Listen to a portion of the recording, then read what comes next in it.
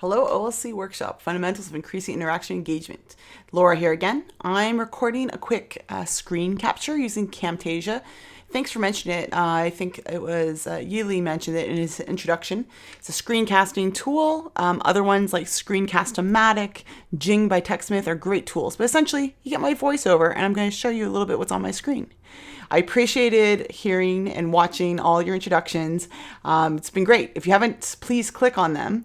And fun fact, if you click on the person, you listen to them talk, you want to comment back, all you have to do is click reply and you show up. Hello.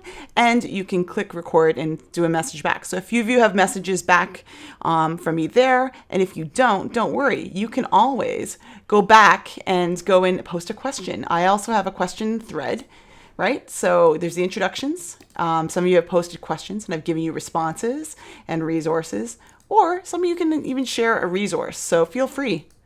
You'll see some responses from me and interactions that way as well. So those threads are open and they're all available in the introductions, or you'll see that I posted them in the welcome section under the water cooler. In the water cooler forum, I shared a little bit about the Share One resource if you're using one that you're testing or trying. I've also shared this article from earlier this year when we all started going to work from home or teaching continuity because of COVID-19. This is a great article by Daniel Stanford, who talked a little bit about bandwidth and immediacy. So not everyone needs to hop into a video conferencing tool or using video, because bandwidth and immediacy may be critical factors to consider. So shifting your thinking, I will say some of my great colleagues in online are in the green zone. And it's an underappreciated zone indeed, because that's where text or emails or images, but it's the most accessible zone for anyone to reach and get to. It's very practical. And we're going to talk about one of the practical components this week as you dive into the first activity in the discussion board.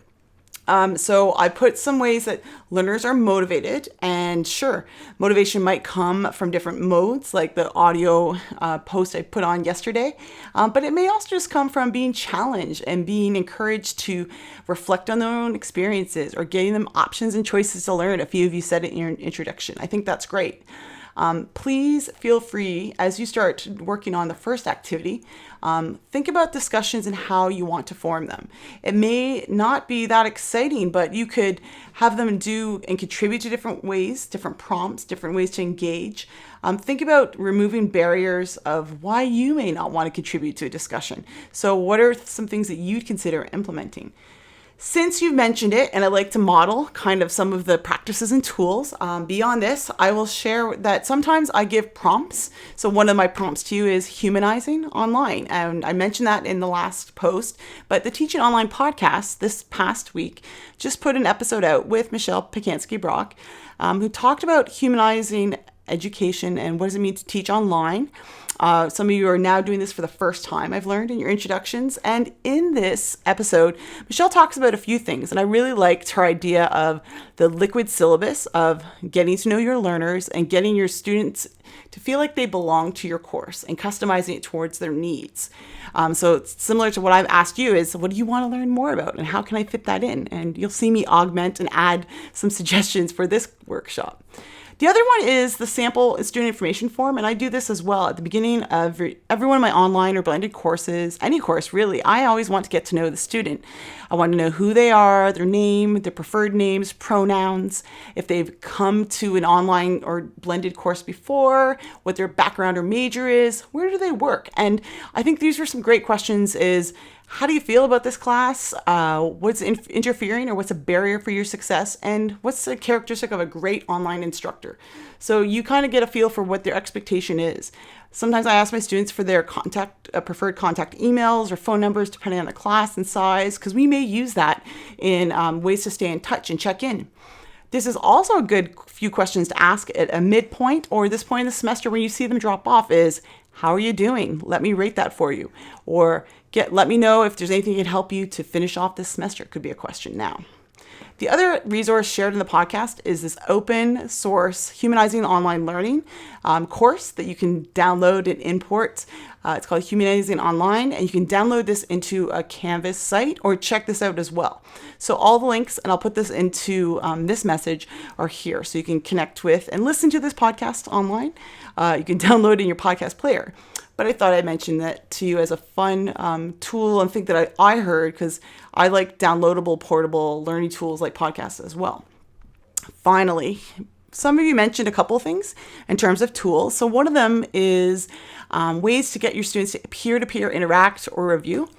I like the tool Hypothesis, and so I'll just show you that you can annotate the web anyway. It's an open source tool.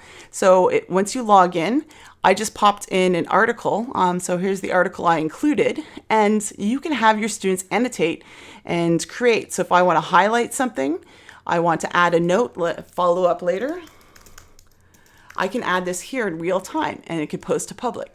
You can also have students go ahead and highlight. You have them return back, make comments. And so here's an example of an article around student online learning as mostly busy work. Same article. If I was going to use something other than Hypothesis, other than annotations, highlighting, I could use VoiceThread. So a few of you have mentioned that. So VoiceThread is great because I can click on a video comment.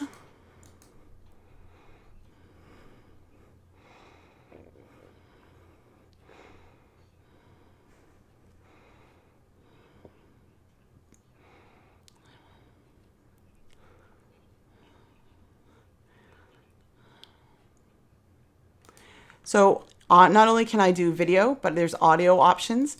You can also upload options, or you can have them post, and I can put a post in with comments, a direct link, and link that within the article.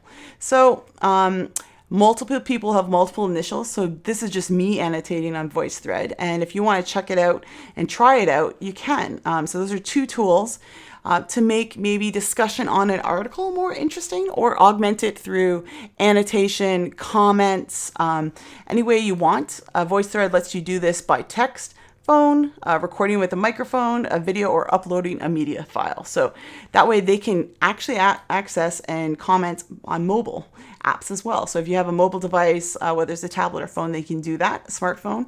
Same thing with Hypothesis. You're able to access multiple devices, so you're multimodal and you're not device specific, because they may not be on a desktop. So those are just my couple suggestions. I look forward to reading more as you post on Activity 1.